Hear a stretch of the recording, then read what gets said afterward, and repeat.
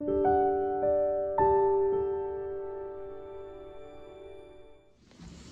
기간 동안 저는 이 여로라는 주제로 그리스도인들이 걷고 있고 그리고 걸어가야 할 길에 대한 말씀을 좀 나누려고 하는데요. 오늘은 첫 번째 시간으로 동거라는 제목을 정해봤습니다.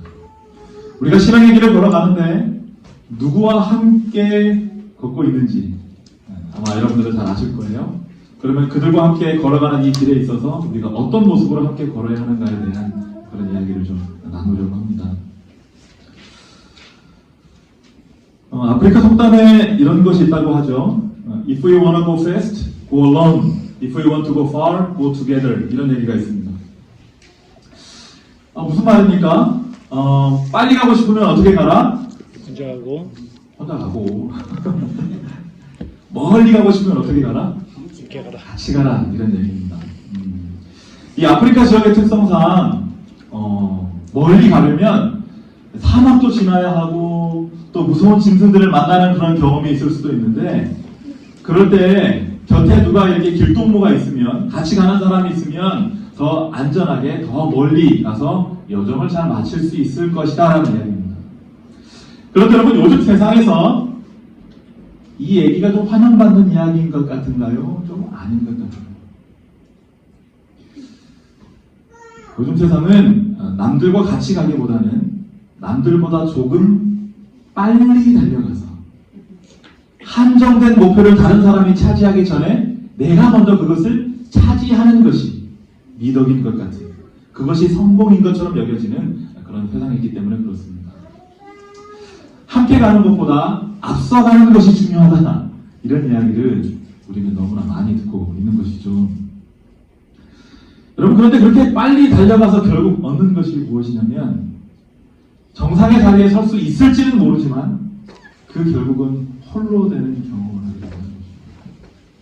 그래서 최고의 자리에 오른 사람들, 평생 성공을 위해 달려온 사람들이 뒤늦게 그 성공을 했다라고 생각하는 순간에 내가 지금까지 놓쳤던 사람과의 관계에 대하여 후회하는 일들이 적지 않은 것이죠. 그렇기 때문에 누군가와 함께 있다는 것은 결코 무시할 수 없는 가치를 가지고 있는 것입니다.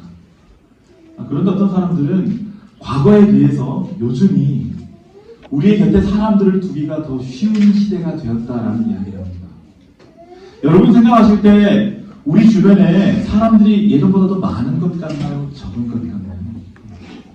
모르겠습니다. 우리 눈으로 보이는 사람들은 적어질 수 있는데, 많은 젊은이들은 이것 때문에, 사람들은 이것 때문에 우리가 더 많은 사람들과 이렇게 함께하고 있다고 얘기합니다.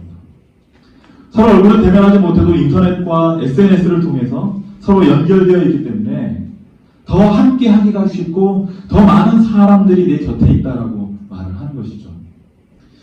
여러분, 그렇다면 이런 함께 있음이, 이런 동거가 과연 사람들에게 진정한 행복을 주고 있느냐라는 질문을 던질 수 있다는 것입니다. 최근에 일어난 몇몇 사건을 통해서 이런 도구들 때문에 사람들과 함께 하였더니 그들이 내놓은 무분별한 이야기들, 무분별한 악한 말들 때문에 고통당하고 심지어는 그의 생애를 아름답지 못하게 마무리한 사람들의 이야기도 우리가 하는 것이죠.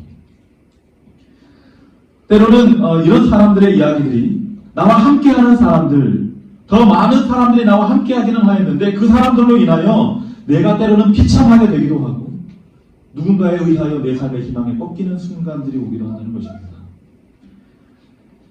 그렇다면 이 신앙의 길, 우리는 이제 신앙의 길을 걷는 성도들인데요. 혼자 가기엔 너무나 멀어 보이고 힘들 수밖에 없는 이 길을 걷는 하나님의 백성들에게 성경은 과연 하나됨, 함께 걸음에 대하여 무엇이라고 말하고 있는지 한번 하나님의 말씀 속으로 들어가 보겠습니다. 오늘 우리가 주목하여 살필 주제 말씀은 시편 133편 1절부터 3절까지 있는 말씀입니다. 아마 여러분이 잘 아시는 말씀일 것입니다. 함께 읽어볼까요? 형제가 읽겠습니다. 시작. 형제가 연합하여 동거함이 어찌 그리 선하고 아름다운고, 머리에 있는 보배로운 기름이 수영 곧 아론의 수영에 불러서 그 옷깃까지 내림 같고, 헐몬에 있을 집이 시온의 산들에 내림 같도다. 거기서 여호와께서 복을 명하셨나니 곧 영생이로다. 하나님께서 선하고 아름답게 보시는 것이 하나 있다라고 이야기합니다. 그것이 무엇입니까? 형제가 동거. 무엇입니까? 연합하여 동거. 맞습니다. 어떤 분들은 이것을 보면서 그냥 동거라고 말을 하는데 사실은 이 말씀 속에서 중요한 것은 연합하여 동거함이라는 것입니다. 단순히 함께 모여있고 함께 지내는 것이 아니라 그들이 서로 연합하여 함께 지내는 것이 하나님 보시기에 아름다운 것이다 라고 말씀하고 계시는 것이죠. 여러분, 단순하게 함께 지낸다, 함께 산다 라고 해서 그것이 모두가 아름다운 것은 아니라는 것 우리는 잘 알고 있습니다. 여러분, 마음이 서로 맞지 않는 상황에서 함께 사는 것, 함께 지내는 것 쉬운 일인가요? 어려운가요? 굉장히 어려운 일입니다. 마음이 맞지 않는 순간에는 차라리 내 옆에 그 나와 맞지 않는 그 사람이 어땠으면 좋겠어요. 없었으면 좋겠다는 생각을 너무 빨리 말씀하셨는데 마음이 맞지 않는 상황에서 함께 지내는 것이 얼마나 어려운 일인지 우리는 본능적으로 경험적으로 잘 아는 것입니다. 이런 원리는 우리의 가정에서 1차적으로 적용되는 것이지만 더 넓게는 교회에도 적용되는 원리이기도 하죠. 하나님께서는 머리 되시는 예수님을 중심으로 몸된 교회가 아름답게 연합을 이루고 그 연합 속에서 아름답게 동거하기를 바라신다는 것입니다. 그렇기 때문에 형제가 뭐하여 동거함이? 연합하여 동거함이 선하고 아름답다라고 말씀하십니다. 그냥 같이 있는 것이 아니라 연합하여 동거하는 것입니다. 하나님께서 특별한 목적을 가지고 세우신 이 디트로이트 한인교회가 담임 목사님과 장로님 그리고 집사님 성도들 모두가 연합하여 동거하는 그런 하나님 보시기에 아름다운 연합을 이루게 되기를 간절히 바랍니다. 아멘. 여러분, 그런데 지금 다윗이 형제가 연합하여 동거함이라는 이런 아름다운 시를 남겼는데요. 이 시는 그가 평화롭게 지내면서 쓴 시가 사실은 아닙니다. 시편 133편은 그가 사울 왕에게 쫓겨서 잡히기만 하면 죽을 수밖에 없는 상황에서 아둘람 굴로 들어가 거기서 숨어 지낼 때 쓴 시예요. 어찌 보면 세상에서 가장 불행하다고 말할 수 있고 가장 위험천만한 가장 불안한 그 상황에서 다윗이 이런 시를 쓴 것입니다. 그런데 그 상황에서 하나님께 감사할 수 있는 여러 조건들이 많을 수도 있는데 왜 하필이면 형제 연합에 대한 시가 탄생하게 되었을까요?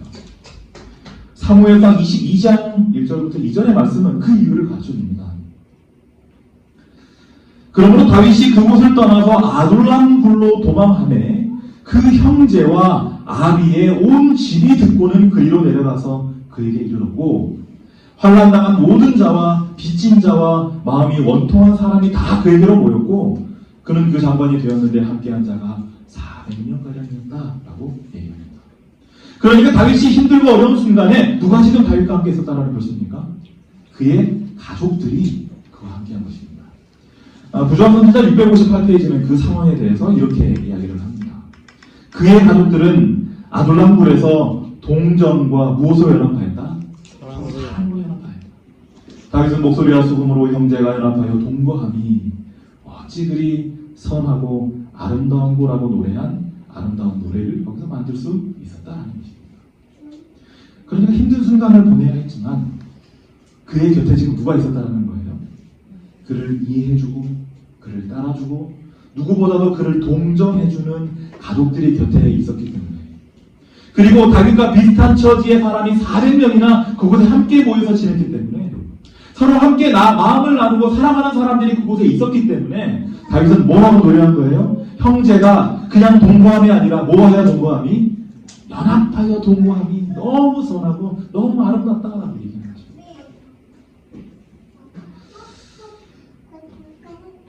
여러분 생각해보면 이처럼 이 행복이라는 것은 어떤 사람들의 생각처럼 환경의 문제가 아닙니다.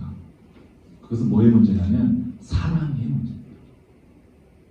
비록 다윗이 도망자의 신세로 살았지만 그가 사람들을 사랑할 수 있고 사랑받는 관계 속에서 지냈더니 거기가 너무 행복한 것이었다라고 노래한 것처럼 우리의 형편이 어떠하든 간에 우리의 곁에 우리를 사랑해주고 내가 사랑할 수 있는 누군가가 있다면 그것은 우리가 뭐 할 수 있는 조건이 된다고요? 행복할 수 있는 조건이 된다는 것입니다. 제가 올 초에 굉장히 많이 아팠던 적이 있어요. 사실은 그 아파가지고 디트로이트 교회에 말씀을 전하러 와야 되는데 그 주말에 아파서 그냥 누웠습니다. 그래서 오지 못했던 적이 한 번 있었어요. 그런데 정말 몸을 가누지 못할 정도로 이렇게 끙끙 앓고 새벽에 너무 몸이 아파서 견딜 수가 없어가지고 정말 잠자고 있는 제 집사람 붙들고 이렇게 거의 울다시피 하소연을 했습니다. 날 좀 제발 어떻게 좀 해달라고 이렇게 얘기했어요. 그랬더니 저희 집사람이 밤을 새서 저를 간호해줬어요. 그런데 참 이렇게 곁에서 누군가가 이렇게 보살펴 주니까 몸은 아파서 이렇게 막 죽겠는데 마음은 어땠을까요? 마음은 뭔가 따뜻하고 좋더라고요. 내가 결혼을 참 잘했다. 이럴 때만 또 이런 얘기 한다고 그럴 수도 있지만 몸은 여전히 아파서 통증이 있는데 누군가가 그 순간에 나를 사랑해주고 나를 돌봐주는 그 일로 인하여 마음속에 잔잔한 감동이 있고 행복이 있더라는 것입니다. 앞서 말씀드린 것처럼 행복과 만족이라는 것은 환경이 아니라 사랑에서 오는 것이기 때문에 그래요. 여러분, 사실 우리는 나를 둘러싼 환경을 바꿀 수 있는 능력이 없습니다. 그런데 나를 둘러싼 환경을 내 힘으로 바꾸지 못한다 하더라도 나를 행복하게 바꿀 수 있는 기회는 여전히 존재하는 거죠. 우리 시선을 바꾸는 것입니다. 여전히 내 곁에 나를 사랑해주는 사람이 있고 그리고 나와 함께 마음을 터놓고 지낼 수 있는 누군가가 있다는 사실에 의하여 감사하기 시작하면 우리는 어떠한 환경에서도 감사하고 행복해할 수 있는 사람이 된다는 것입니다. 마치 다윗이 아둘람굴에서 도망자의 신세로 살면서도 뭐 할 수 있었던 것처럼요. 난 너무 행복하다, 너무 좋다라고 노래할 수 있었던 것처럼 말이죠. 하나님께서 우리 모두에게 선하게 복을 베풀어 주셔서 지금 이 자리에 함께 모인 이 아름다운 공동체가 서로가 가진 환경이 어떠든 간에 서로가 내 곁에 있음을 인하여 감사하고 그 사실로 인하여 행복을 경험하는 그런 주의 공동체 되기를 간절히 축원합니다.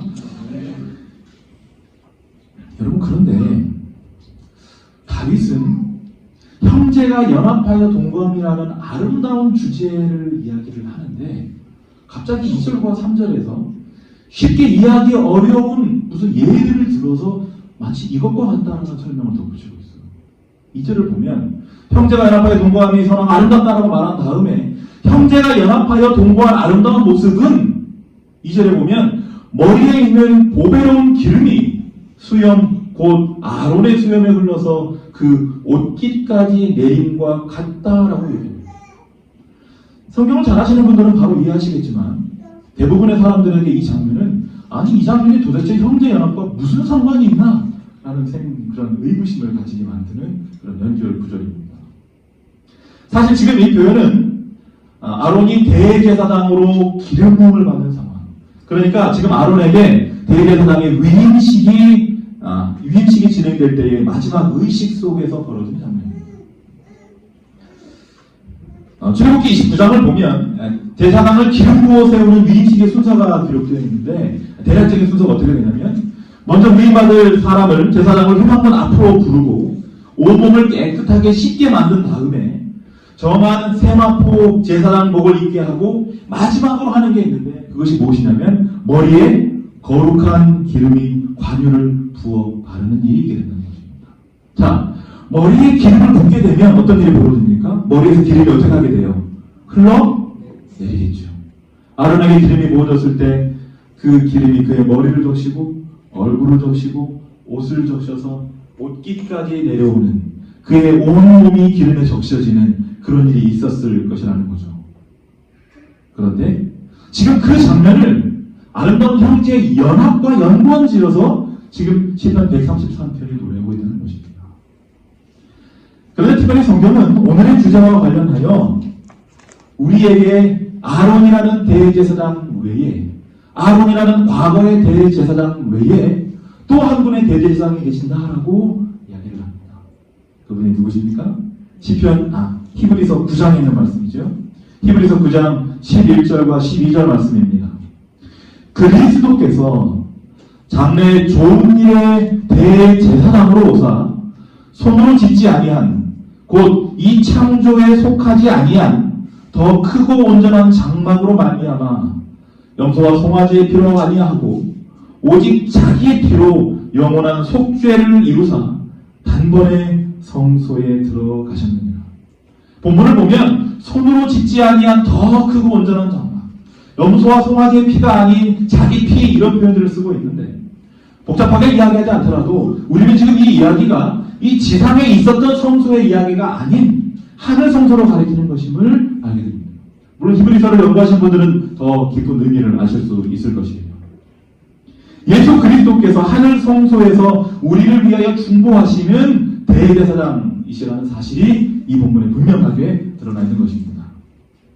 여러분, 그렇다면 누군가가 대제사장으로 사역한다는 이야기는 누군가가 대제사장으로 위임되었고 그 위임식 후에 대제사장 사역을 시작했음을 우리는 역사를 통해 알게 되는데, 그렇다면 하늘에서 우리를 위하여 일하시는 예수님께서는 언제 대제사장으로 위임을 받으셨느냐 하는 문제입니다. 예수님께서 대제사장 위임을 받으셨을까요? 받으셨다고 합니다. 사도행전 39페이지에 이런 말씀이 있습니다. 함께 읽어볼까요? 오순절 시작. 오순절 성령 강림은 구주의 취임식이 끝났다는 하늘의 통보였다.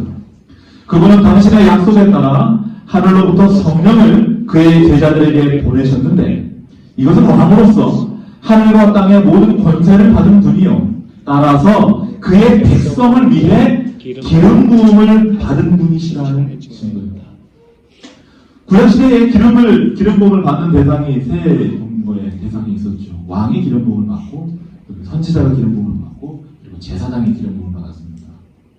예수님께서도 왕으로서 오셨고 제사장의 역할을 하시고 선지자로서 이 세상을 깨우는 기별을 전하셨죠. 그런데 언제 하늘에서 예수 그리스도의 기름 부음을 받는 일이 있었다라고 얘기를 합니까? 오순절 성령 강림 직전에 예수님께서 하늘에서 기름 부음을 받으셨고, 그 기름 부음을 받으셨다라는, 취임하셨다라는 증거로 이 땅에 무엇이 내려온 것입니까? 성령이 풍성하게 부어졌다라고 이 사도행전 39페이지는 이야기하고 있다는 것이죠.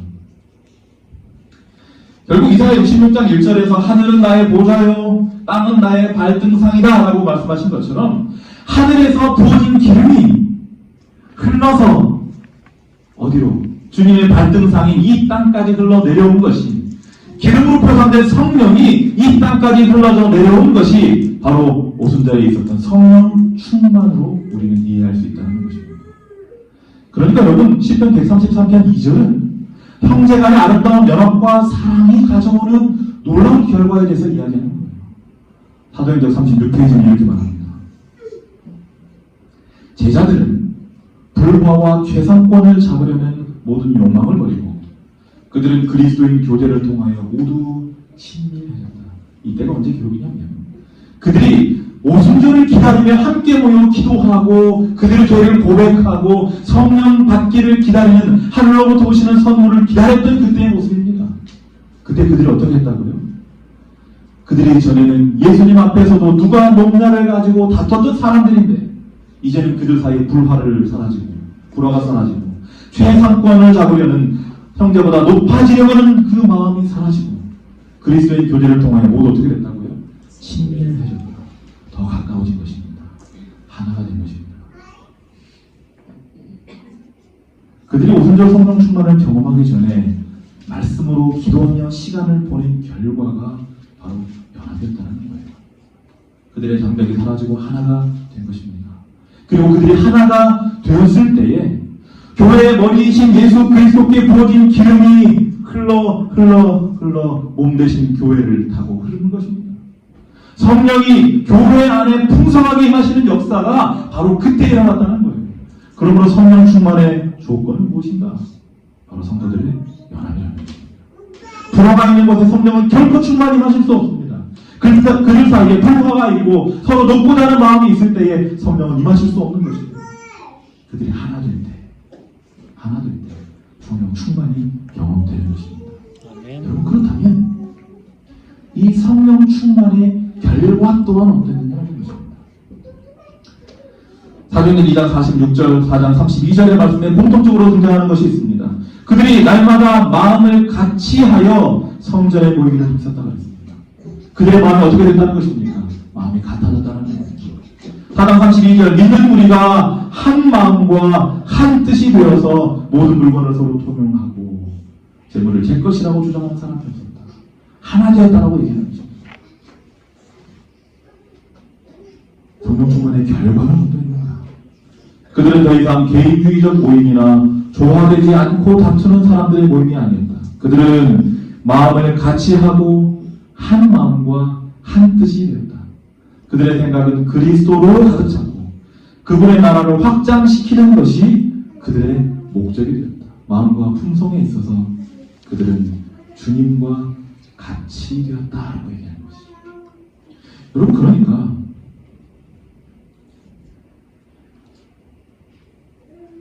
사람으로 연합하는 것은 성령 충만의 조건이면서 동시에 무엇이라고 말할 수 있는 것입니까? 결과라고 말할 수도 있다는 것입니다.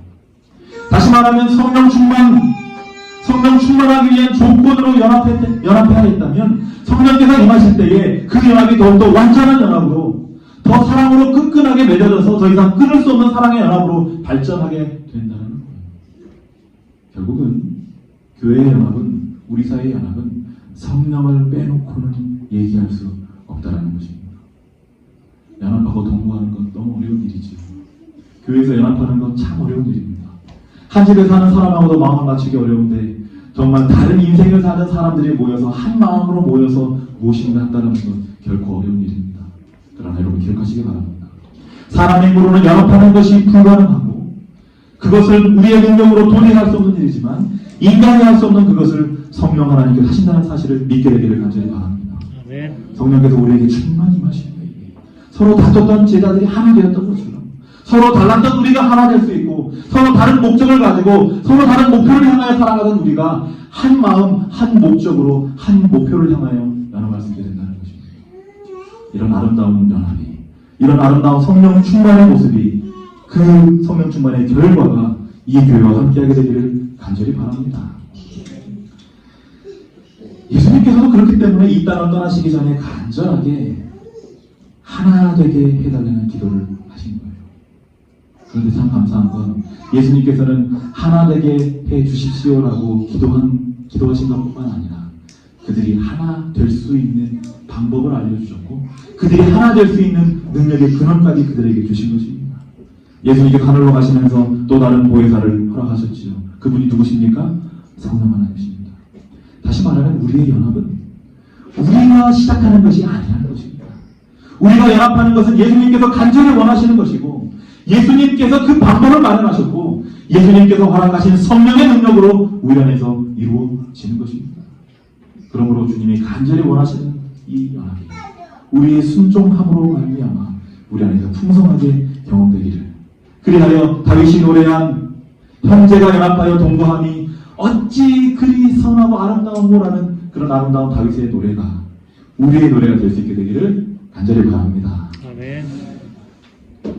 그런데 다윗은 그 시를 마무리하면서 3절에서 이런 결론을 내리고 있습니다. 형제의 연합이 또한 헐몬의 이슬이 시온의 산들에 내린 것 같다라고 얘기를 해요. 거기서 여호와께서 복을 명하시는데 그것은 바로 영원한 생명이다. 어떤 본문은 이러한 연합이 헐몬의 이슬이 시온의 산들에 내린 것 같다라고 말하고 있습니다. 여기서 이 헐몬이라는 것은 이스라엘의 북쪽 경계 선상에 위치해 있는 헤르몬 산을 가리킵니다. 이스라엘에서 가장 높은 산이에요.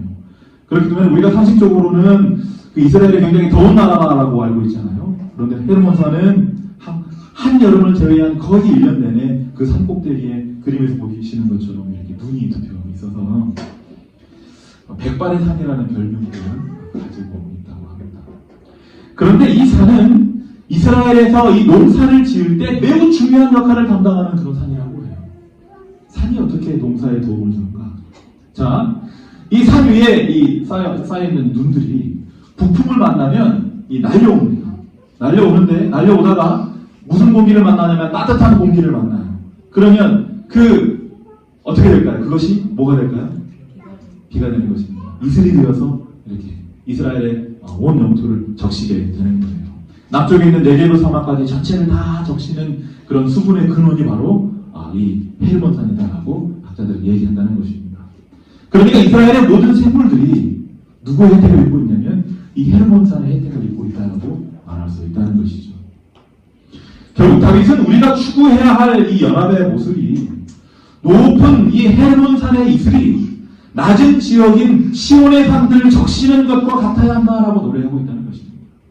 다시 말해서 헬몬산에 있는 높은 헬몬산에 있는 그 눈이 낮은 지역에 흩어져 내려오면서 은혜를 끼치는 것처럼 상대적으로 교회 안에서 큰 복을 받은 사람들이 그 복을 서로 나누어 주는 거죠.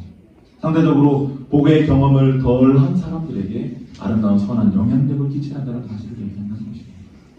세상의 원리는 더 많이 가진 자, 더 강한 자가 그것을 활용하여 자신을 더 부강하게 만드는 것이 세상의 원칙입니다. 그렇기 때문에 가진 자가 더 가지려 하고 강한 자가 더 강해지려고 하는 것이 세상의 원리라는 것입니다.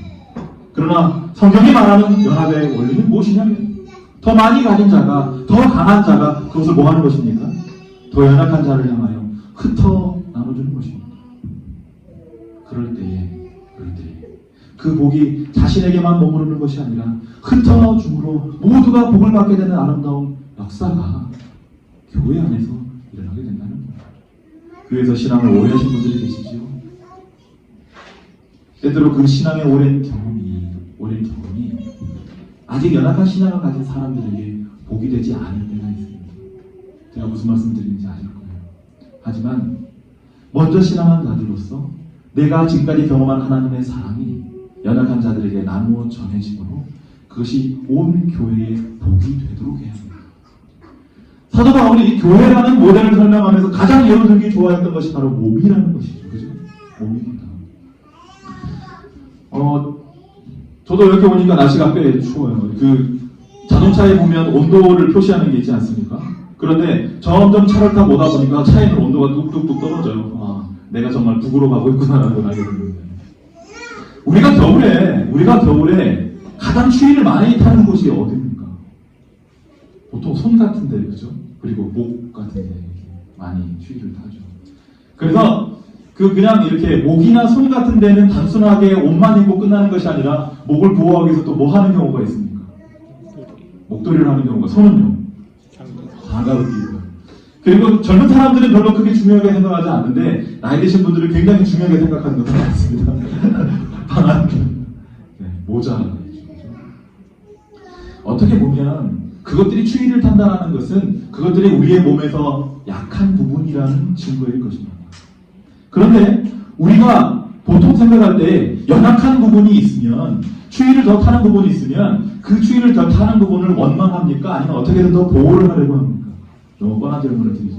보호하려고 하지 않습니까? 그죠? 바울이 얘기하는 것입니다.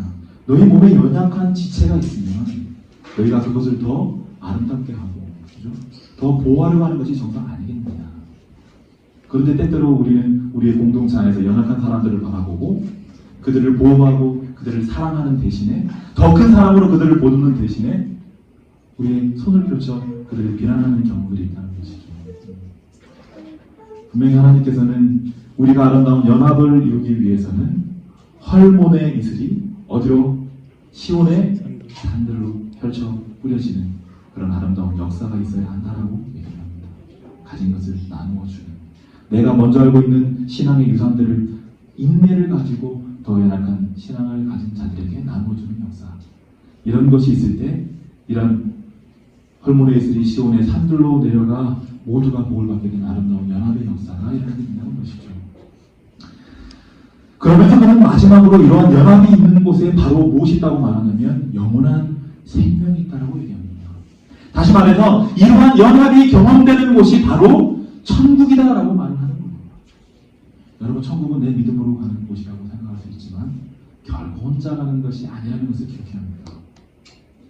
개인주의가 판을 치는 시대이지만 분명히 천국은 나 혼자만을 생각하는 사람이 갈 수 있는 곳이 아니라는 거죠. 왜냐하면 하나님께서는 남은 자를 구별하신 것이 아니라 남은 자손을 구별하셨고, 이런 하나님의 성품에 따라서 노아 홍수에서 살아남은 자들도, 애굽에서 구원받은 이들도, 초대교회 역시 공동체 속에서 구원을 경험하게 하신 것입니다. 그러므로 하나님께서 주시는 이 구원은 공동체 속에서 경험되는 것입니다. 나 홀로 구원하는 것이 아니라 내가 하나님의 사랑을 경험하고 그 사랑을 나눠준 누군가와 함께 손을 잡고 만들어낸 공동체 속에 하나님의 구원하시는 역사가 이루어온다는 것을 기억해야 돼요. 그렇기 때문에 다윗은 그의 노래 속에서 헐몬의 이슬이 시온의 산들로 형제가 연합하여 동거하는 아름다운 모델이 그리고 아론의 머리에 뿌려진 그 기름이 흘러 발등상을 적시는 이 역사가 곧 영생이다라고 얘기할 수 있었다는 것입니다. 하나님께서 우리 안에 이러한 아름다운 형제 사랑, 형제 우애의 정신을 주시기를 간절히 바랍니다. 이를 위해 누구의 역사가 필요하다고 말씀드렸습니까? 성령의 역사가 간절히 요구됩니다. 성령께서 우리를 충만히 주관하셔서 우리의 높아진 이기심이 낮아지고 우리의 마음속에 나만을 생각했던 그 생각이 이제는 형제를 향하여 펼쳐질 때 우리는 사랑으로 연합하고 그 연합으로 인하여 영원한 생명에 이르게 될 것입니다. 오늘의 본문인 시편 133편을 공동번역의 말씀으로 함께 읽고 오늘의 말씀을 마치겠습니다. 함께 읽겠습니다. 이다지도 좋을까? 번역을 아주 이렇게 우리 말처럼 구수하게 할 것 같습니다. 읽겠습니다. 시작. 이다지도 좋을까? 이렇게 즐거울까? 형제들 모두 모여 한데 사는 일. 아론의 머리에서 수염 타고 흐르는 옷깃으로 흘러내리는 향긋한 기름 같구나. 헤르몬 산에서 시온산 줄기를 타고 굽이굽이 내리는 이슬 같구나. 그곳은 야훼께서 복을 내린 곳, 그 복은 영생이다. 성령께서 우리와 함께 하셔서 이런 아름다운 연합과 사랑이 먼저는 우리 가정에서 그리고 이 교회에서 우리가 속한 모든 공동체에서 경험되기를 간절히 바라면서 오늘의 말씀을 마치겠습니다.